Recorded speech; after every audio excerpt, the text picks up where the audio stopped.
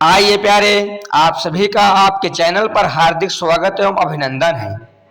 आपको कन्हैया लाल मिश्र प्रभाकर की इस वीडियो में ऐसा ट्रिक बताएंगे और ऐसा कम शब्दों में, सरल शब्दों में साहित्यिक परिचय, भाषा शैली वगैरह लिखाएंगे और याद कराएंगे कि आप कहेंगे कि ये प्लेटफॉर्म बढ़िया है।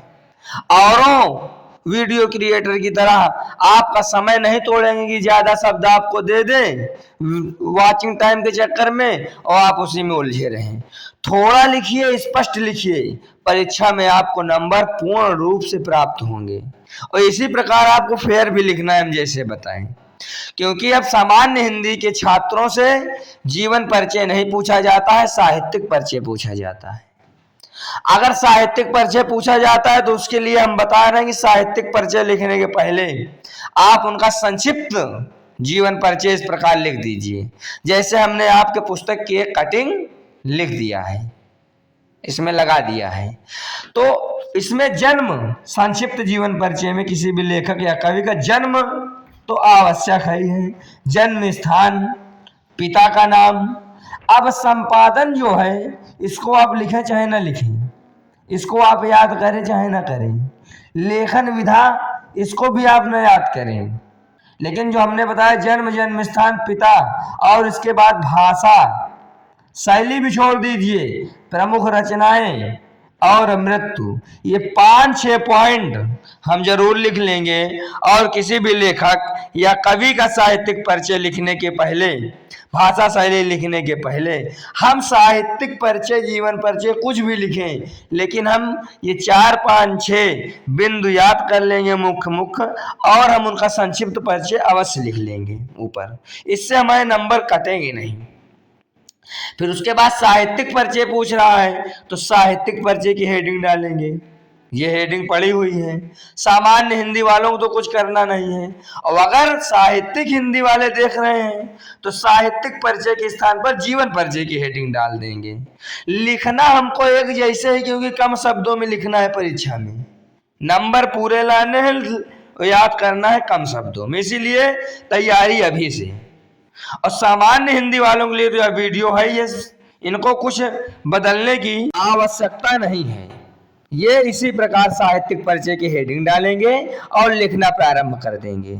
और यदि साहित्यिक हिंदी वाले हैं तो साहित्यिक परिचय के स्थान पर अपने फेयर में, अपने परीक्षा के समय जीवन परिचय डालेंगे और लिखना प्रारंभ करेंगे। साहित्यिक परिचय की हेडिंग डालकर कन्हैया लाल मिश्र प्रभाकर का जन्म 1906 में सहारनपुर जनपद के देवबंद नामक कस्बे के एक सामान्य ब्राह्मण परिवार में हुआ था।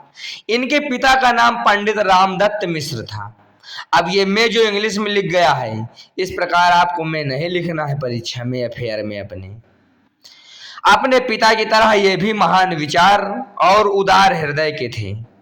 इन्होंने राष्ट्रीय संग्राम में भी भाग लिया। ये एक आदर्शवादी पत्रकार भी रहे। इन्होंने गद्य साहित्य में अमूल्य योगदान दिया और महत्वपूर्ण रचनाएं भी की। इन्होंने अपनी रचनाओं में अनेक विधाओं को अपनाया है।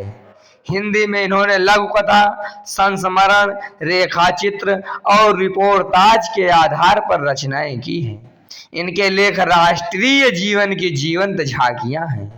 ऐसे महान साहित्यकार का निधन 1995 ईस्वी में हो गया।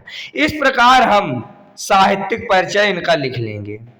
अगर जीवन परिचय की आवश्यकता हो तो साहित्यिक परिचय के स्थान पर हेडिंग हम बदलेंगे, जीवन परिचय लिख देंगे और हमारा ये जीवन परिचय हो जाएगा। क्योंकि लगभग ये दोनों एक ही है, लेकिन सामान्य हिंदी वालों में हेडिंग थोड़ा बदल कर प्रश्न पूछ लेता है कि आप साहित्यिक परिचय दीजिए, और साहित्यिक हिंदी वालों से पूछ लेता है कि आप जीवन परिचय बताइए। तो दोनों एक ही है, आप हेडिंग बदलिए। और सामान्य हिंदी वाले तो जिस प्रकार यह वीडियो चल रही है इसी प्रकार लिखेंगे और याद करेंगे। इनको तो साहित्यिक परिचय लिखना है, इनकी हेडिंग क्या होगी? साहित्यिक परिचय की होगी। अब आगे हम देखते हैं इस वीडियो में प्रमुख रचनाओं के बारे में देखेंगे। अब प्रमुख रचनाएं कैसे लिखनी है, तो इस प्रकार हम प्रमुख रचनाएं यदि पूछ ले तो हेडिंग डालेंगे। और हमको ज्यादा कुछ नहीं लिखना है। यही 4-6 इनके हमको याद कर लेना ही रचनाएं, उसी को लिख देना है। जैसे नई पीढ़ी के विचार, जिंदगी मुस्कुराई, माटी हो गई सोना, भूले बिसरे चेहरे, धरती के फूल, दीप जले शंख बजे, बाजे पायलिया के घुंघरू, आकाश के तारे आदि। यदि इसमें आपको और बढ़ाना है तो लिख लीजिए, प्रभाकर जी ने अनेकों विधाओं में रचनाएं की है। संस्मरण, रिपोर्टाज आदि में सुंदर रचनाएं करके हिंदी गद्य का मान बढ़ाया है। तो इस प्रकार आप अपने से बढ़ा सकते हैं। हम उतना ही लिखवा रहे हैं जितना लिखने पर भी आपको पूर्ण नंबर प्राप्त होगा। अब उसके बाद भाषा शैली देखिए, और फेयर में आप इतना ही करिए, नंबर 1 फेयर आपकी रहेगी। और परीक्षा में भी अगर आप इतना याद करके चले गए तो क्या पूछना है। भाषा शैली अगर पूछ ले तो इस प्रकार लिखेंगे कि प्रभाकर जी की भाषा तत्सम, शब्द प्रधान, शुद्ध और साहित्यिक खड़ी बोली है। इन्होंने उर्दू, अंग्रेजी आदि भाषाओं के साथ देशज शब्दों का भी प्रयोग किया है।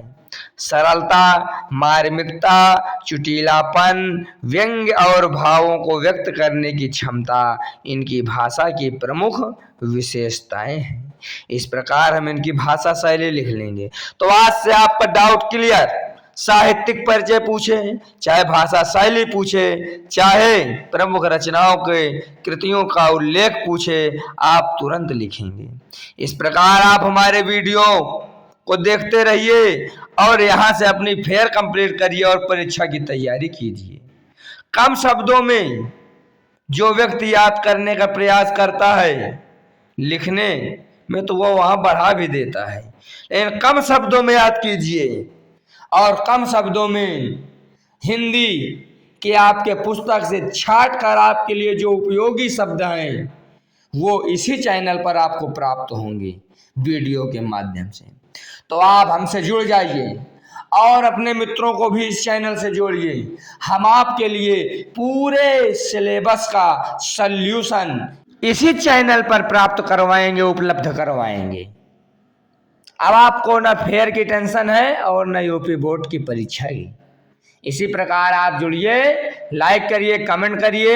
यदि सब्सक्राइब न किया तो सब्सक्राइब अवश्य कर लीजिए। आप सभी का धन्यवाद।